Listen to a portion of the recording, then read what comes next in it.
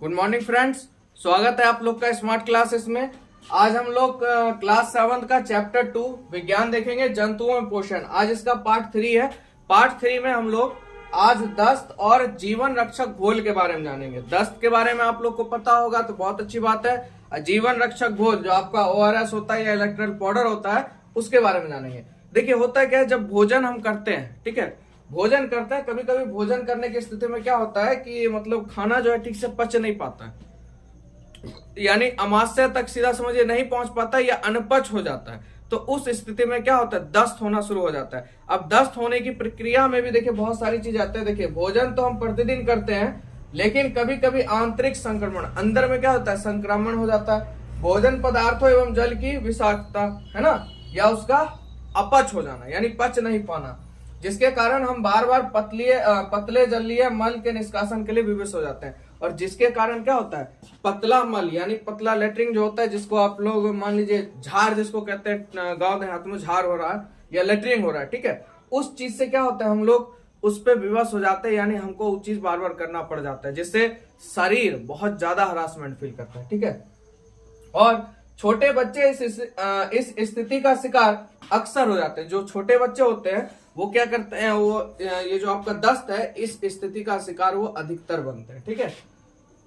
और उसके बाद इसे इस स्थिति को ही दस्त कहते हैं। और ये जो स्थिति आपका है, खाने का नहीं पच पाना या अपच हो जाना, और उसके कारण जो आपका निष्कासन होता है किसका, पतले मल का, उसी को क्या कहते हैं बाबू, हम लोग दस्त कहते हैं, ठीक है। दस्त के कारण शरीर में जल और लवण की कमी हो जाती है। दस्त होने के कारण क्या होता है, जल और लवण की क्या होती है, कमी हो जाती है, और कभी कभी यह स्थिति घातक हो जाती है।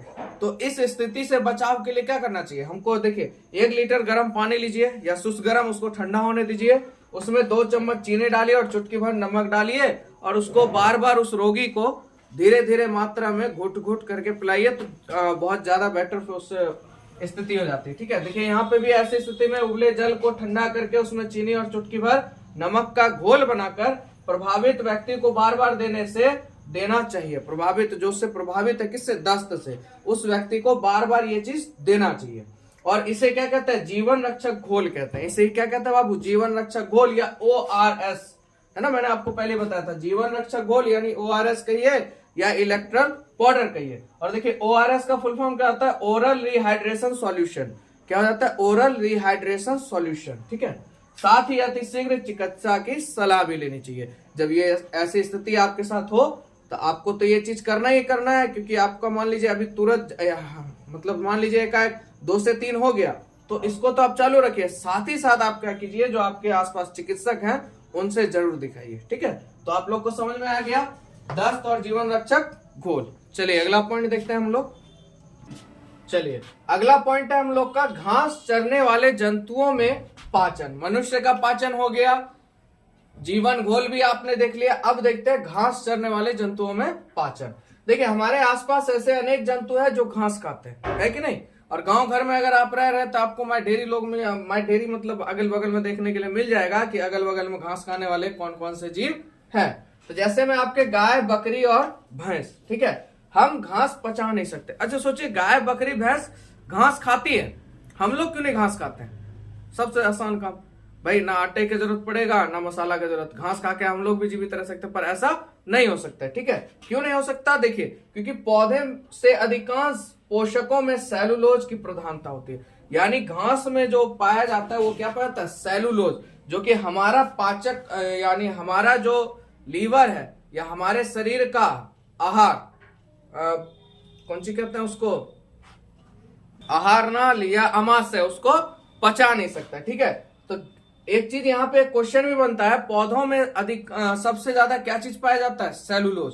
अधिकांश मात्रा में पौधों में क्या पाया जाता है, सेलुलोज, जिसको मनुष्य नहीं पचा सकता। जो भी घास खाने वाले जीव जंतु हैं वही इसको पचा सकते हैं, ठीक है।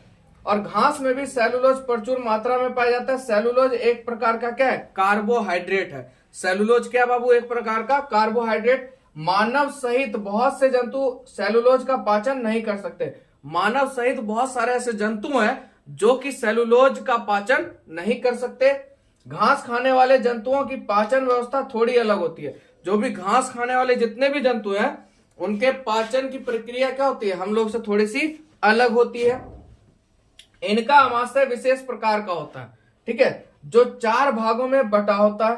पहला भाग सबसे बड़ा होता है जिसे रुमेन कहते हैं। अब देखिए जो घास खाने वाले जितने भी जीव है उनका क्या होता है, यहाँ पे 4 हिस्सों में बटा होता है। सबसे पहला भाग क्या होता है आपका, रुमेन होता है, जो कि सबसे बड़ा होता है, ठीक है। और निगला हुआ घास, जो आपका निगला, जो उसने निगला, गाय ने घास जो निकला है, भैंस बकरी ने जो भी घास निकला, वो प्रथम अमाशय रुमेन में इकट्ठा होता है। पहले कहां जाके इकट्ठा हो जाता है, रुमेन में जाके इकट्ठा होता है। यहाँ भोजन का आंशिक पाचन होता है। यहाँ पे भोजन का क्या होता है, आंशिक पाचन होता है, जिसे क्या कहते हैं, जुगाल या कड कहते हैं। जिसे क्या कहते हैं, जुगाल या कड। आप लोग सुने होंगे गाय जुगाली करता है, जैसे ऐसे करके मुंह ऐसे ऐसे साइड करके चलाता है, आप मुंह से फेना होना निकलता है ना, तो जुगाली हो गया ये। आगे देखते हैं हम लोग, बहुत से घास खाने वाले जंतु चरते समय जल्दी जल्दी घास काट कर निकल जाते हैं। अब गाय कोई देख लीजिए और सुबह शाम उसको आप रोज खाना देते हैं, आप खाली घास उसके सामने दे के तो देखिए, छिट्टा इधर, फटाफट मुंह एकदम हंसोतना शुरू हो जाता है, जल्दी जल्दी, मतलब सोचता है कितना जल्दी हम खा ले इसको, कितना जल्दी अंदर डाले, जबकि है उसी के लिए, खाएगा वही, पर उसको इतना बेचैनी होता है कि पहले निकल लेना, चाहे कुछ भी हो जाए, दुनिया इधर से उधर हो जाए, बाढ़ आए, अंदर आए, तूफान आए, अगर उसके लादी में या उसके सामने कुट्टी नजर आ गया या घास नजर आ गया तो पहले वो खाएगा ही, चाहे कुछ भी हो जाए, ठीक है।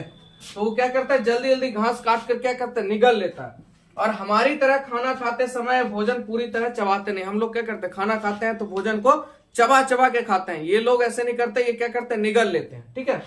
और निगले हुए खाने को जुगाल, है ना, आपका यहाँ पे आया था जुगाल, है ना, तो जुगाल ये पुनः मुंह में लाकर चबाते रहते हैं। अब मान लीजिए खाना वो उसने जो जल्दी जल्दी निकला वो कहाँ गया, रुमेन में गया, और रुमेन से ये पुनः क्या करता है, उसको मुंह में लाके क्या करते हैं, उसको चबाते रहते हैं, है ना। यह देखा होगा कि जब वह खा नहीं रहे होते तब भी उनका मुख चलता रहता है। आप देखिएगा जब वो खाते नहीं तब भी उनका मुंह चलता रहता है, यानी सीधा समझिए, पहले क्या, पहले स्टोर कर लेना, स्टोर करने के बाद धीरे धीरे धीरे धीरे उसका मजा लेते हुए खाते हैं घास खाने वाले जंतु, ठीक है। इस प्रक्रिया को जुगाली या पांगुर कहते हैं, और इस प्रकार की प्रक्रिया को क्या कहते हैं, जुगाली या पांगुर, यानी रूमिनेशन इंग्लिश में, ठीक है। इन जंतुओं में सेलुलोज का पाचन कुछ जीवाणुओं की सहायता से होता है, ये जीवाणु रुमेन में होते हैं। अब मान लीजिए जो आपके घास के अंदर क्या है, सेलुलोज की मात्रा होती है, अब इसको पचाने के लिए उनके शरीर में पहले से ही वैसे कुछ जीवाणु होते हैं जो उस चीज को पचाने में क्या करते हैं, मदद करते हैं। वो कहां पाया जाता है, आपके रुमेन के अंदर पाया जाता है। कहां पाया जाता है, रुमेन के अंदर। चलिए आगे देखते हैं। चलिए बात करते हैं अमाशय के बाद अब जो भोजन होता है वो कहां जाता है, छोटी आंत से बड़ी आंत में जाता है। अमाशय के बाद भोजन कहां जाता है, छोटी आंत से बड़ी आंत, ठीक है। छोटी तथा बड़ी आंत के बीच एक थैलीनुमा संरचना होती है। छोटी आंत और बड़ी आंत के बीच में क्या होती है, एक थैलीनुमा संरचना होती है, जिसे अंधनाल कहते हैं। जिसे क्या कहते हैं, अंधनाल, ठीक है। अंधनाल, अंधनाल में भी कुछ जीवाणु होते हैं। आपके जो गाय होते हैं, यानी अंधनाल में भी क्या होता है, कुछ जीवाणु होते हैं। मनुष्य में अंधनाल बहुत छोटी होती है। मनुष्य में जो छोटी आंत और बड़ी आंत के बीच में अंधनाल होती है वो बहुत छोटी होती है, और उसमें जीवाणु अनुपस्थित रहते हैं, उसमें जीवाणु नहीं रहते हैं, ठीक है। अब देखिए, अपचित भोजन से जल और कुछ लवणों का अवशोषण होता है। अपचित भोजन से क्या होता है, जल और कुछ लवणों का क्या होता है, अवशोषित होता है, और बाकी बचा हुआ अपचित पदार्थ अर्ध ठोस अवस्था में मलाशय में चला जाता है, ठीक है, जहां से समय समय पर गुद्दा द्वारा मल के रूप में बाहर निकलता जाता है। देखते हैं आप गाय माल को फटाफट वो मतलब करते रहता है, गोबर देते रहता है ना, तो वही प्रक्रिया। अपचित भोजन से जल और कुछ लवणों का अवशोषण होता है, अपचित भोजन है, और बाकी बचा हुआ अपचित पदार्थ क्या होता है, अर्ध ठोस अवस्था में पदार्थ में मल द्वारा गुद्दा से निकल जाता है, मल के रूप में। इस प्रक्रिया को क्या कहते हैं, निष्कासन कहते हैं। तो ये हो गया आपके जितने भी घास खाने वाले थे उनका पाचन इस तरह से होता है, ठीक है। अब बात करते हैं अमीबा में पोषण। ये आपके लिए बहुत इंपॉर्टेंट है, सब क्लास में पूछता है अमीबा में पोषण के एक चरण, ठीक है। चलिए देखिए, ये अमीबा भाई साहब है, ठीक है। ये देखिए इस तरह से होते हैं अमीबा। ये देखिए कोशिका द्रव होती है, इसके अंदर कोशिका झिल्ली होती है, ठीक है, और केंद्रक भी मौजूद इसमें होता है। अब देखिए अमीबा का यहाँ मान लीजिए देखिए भोजन है, ये क्या करेगा, धीरे धीरे इसके निकट जाएगा। निकट जाने के बाद ऐसी अवस्था क्रिएट करेगा कि इसको वो अंदर लेगा। है ना, प्रक्रिया को देखिए। फिर देखिए अमीबा इसको अंदर ले रहा है, इस कूटपाथ को, इसको क्या कहते हैं, कूटपाथ। और देखिए अब ये कूटपाथ कहाँ गया, यहाँ आ गया, यानी इसने इसको निगल लिया, ठीक है, मतलब अपने अंदर कर लिया। इस तरह से अमीबा अपना भोजन करता है। अब इसको हम लोग समझते हैं थोड़ा लिखित में। देखिए जल स्रोत, तालाब, झील, नम मिट्टी में पाए जाने वाला अमीबा एक कोशिकीय जीव है। ये कहाँ कहाँ आपको पाया जाता है, जहां जल स्रोत होता है, तालाब होता है, झील होता है और नम मिट्टी होता है, वहां पे आपको अमीबा मिल जाएगा। और कैसा जीव है बाबू, एक कोशिकीय जीव है। कैसा जीव है, एक कोशिकीय जीव है। इसके कोशिका के चारों ओर कोशिका झिल्ली होती है। इसके कोशिका के चारों ओर क्या होते हैं, कोशिका झिल्ली होती है, जिसके अंदर कोशिका द्रव भरा होता है। और इसमें केंद्रक तथा अनेक धानियां यानी खाली स्थान पाया जाता है। किसके अंदर, अमीबा के अंदर, ठीक है। तो अमीबा की विशेषता है कि वह लगातार अपने आकार और स्थिति को बदलते रहता है। जखने स्थान खाली है, किसी भी आकार में ढलते वो चला जाएगा। इसके कारण अमीबा अपनी स्थिति के अनुसार आकार को क्या करता है, बदलते रहता है, ठीक है। और थोड़ा अमीबा के बारे में है, चलिए। इसमें क्या होता है, ये जो आपका अमीबा है, इसमें एक या अधिक उंगली जैसे उभार निकले रहते हैं। एक या एक से अधिक उंगली जैसे उभार निकले रहते हैं, जिसे क्या कहते हैं, पादप कहते हैं, ठीक है। उंगली जैसे क्या होता है, उभार निकले रहते हैं, जिसे क्या कहते हैं बाबू, पादप कहते हैं, यानी कृत्रिम पांव कहते हैं। उसके क्या होता है, कृत्रिम पांव होते हैं, उसी से वो आगे बढ़े। उसके बाद देखिए अमीबा का जो आहार होता है वो क्या होता है, सूक्ष्म जीव होते हैं, जैसे में जीवाणु और कवक। ये सब अमीबा के क्या होते हैं, सूक्ष्म जीव, यानी इन्हीं से वो भोजन क्या करता है, ग्रहण करता है, मतलब इन्हीं को खाता है, ठीक है, सूक्ष्म जीव को, जैसे में आपका जीवाणु और कवक, ठीक है। जब यह भोजन के संपर्क में आता है या भोजन इसके आसपास होता है, तब यह अपने पादपों को विकसित कर, ठीक है, भोजन को चारों तरफ से क्या कर लेता है, घेर लेता है। आपको मैंने चित्र में दिखाया था ना, चारों तरफ से क्या कर लेता है, पादप को घेर लेता है। और दोनों ओर से विकसित पादप आपस में क्या होते हैं, मिल जाते हैं। ठीक इस तरह देखिए, ये है ना, ये पादप इस तरह जाता है, मान लीजिए खाना है, ठीक है। जैसे मान लीजिए अमीबा है ना, इसका पादप निकल गया, ये मान लीजिए खाने वाला चीज है, ठीक है, इंक नहीं है, ये खाने वाला चीज है अमीबा के लिए, समझे। तो जैसे इसके संपर्क में जाएगा तो इस तरह से अपना मुंह खोलेगा, इसको धीरे धीरे अंदर में अपना क्या करेगा, बंद कर लेगा। समझ में आया बात। इस तरह से अमीबा अपना भोजन ग्रहण करता है, ठीक है। तो यहाँ पे यही चीज है आप लोग का, ठीक है। दोनों ओर से विकसित पादप आपस में मिलकर एक हो जाते हैं। दोनों ओर से जो खुले पादप होते हैं वो आपस में मिलकर क्या हो जाते हैं, पादप में मिला के क्या हो जाते हैं, एक हो जाते हैं, ठीक है।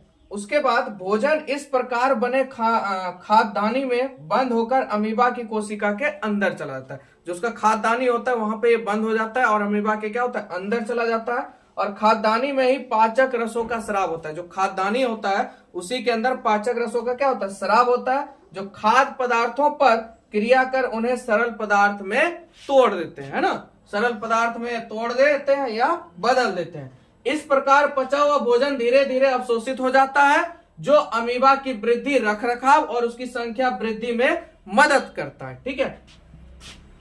यहां भी सेम, यहां भी बिना पचा हुआ अपशिष्ट पदार्थ खाद्यदानी से होकर कोशिका द्वारा क्या हो जाता है, बाहर निकल जाता है। अब जैसे जिस तरह से कूटपाथ को इस तरह बंद करके उसने रख लिया, अब उससे जो भी है खा पी के जो बचा वो अपना पीछे से क्या होता है, निष्कासित हो जाता है, यानी कोशिका उसको बाहर निकाल देती है, ठीक है।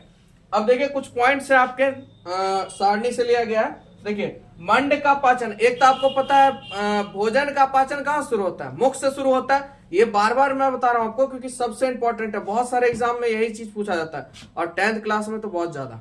तो भोजन का पाचन कहाँ शुरू होता है, मुख से।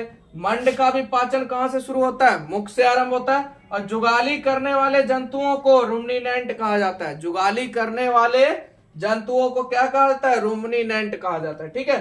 तो ये आज आपका चैप्टर खत्म हो गया, क्लास 3 जंतुओं में पोषण, ठीक है। वीडियो कैसा लगा जरूर शेयर कीजिएगा, अपना फीडबैक जरूर दीजिएगा, ठीक है। और मैं आपसे फिर से एक बार कह रहा हूँ, लाइव आने के लिए थोड़ा सा आप लोग को मेरी हेल्प करनी पड़ेगी, या सोचिए तो एक तरह से रिक्वेस्ट है, क्योंकि जब तक 1000 सब्सक्राइबर नहीं पूरेंगे तब तक लाइव शायद नहीं आ सकते हैं। पता नहीं, मुझे तो उतना नहीं पता है, पर आप लोग थोड़ा सपोर्ट कीजिए अपना, ठीक है। और वीडियो जो भी है, अगला वीडियो आपके लिए आने वाला है जल्द, ठीक है। मिलेंगे नेक्स्ट वीडियो में, आज के लिए।